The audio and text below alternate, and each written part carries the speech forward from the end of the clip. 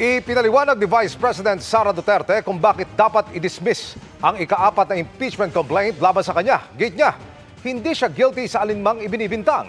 Nakatutok si Mav Gonzalez. Not guilty. Ito ang sagot ni Vice President Sara Duterte sa summons ng Senate Impeachment Court. Ang kopya ng 35 pahinang sagot ibinigay sa media ng isang partido sa kaso. Sa kanyang sagot, pinabulaanan ng bise ang mga alegasyon laban sa kanya na bribery, korupsyon, betrayal of public trust, misuse of funds, contracting an assassin at political destabilization.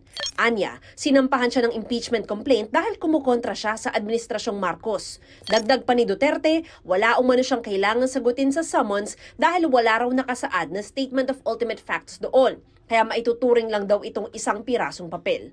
Git pa ni Duterte, walang dahilan para magpalabas ng summons ang impeachment court para pasagutin siya dahil wala na itong hawak na impeachment complaint.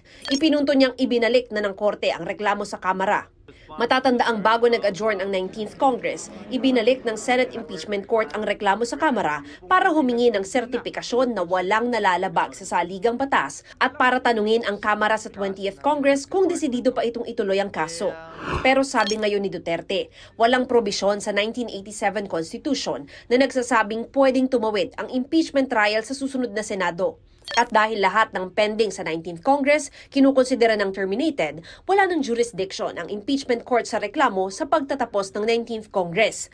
Kung itutuloy naman ng 20th Congress ang reklamo, naniniwala ang bise na kailangan itong ihain muli na parang inihahain sa unang pagkakataon. Pag nangyari, lalabag na umano ito sa one-year bar rule sa konstitusyon. Sa saligang batas, may probisyong nagbabawal ng paghahain ng mahigit isang reklamo laban sa isang opisyal sa loob ng isang taon. Sabi ni Duterte, labag dito ang nakahaing reklamo laban sa kanya dahil pang-apat na umano ito, kaya wala aniya itong bisa. Pagpunto ng bise, may 3 ng naunang impeachment complaint laban sa kanya bago ang natransmit na reklamo sa Senado. Hindi rin aniya sinunod ng Kamara ang rules sa pag-initiate ng impeachment complaint.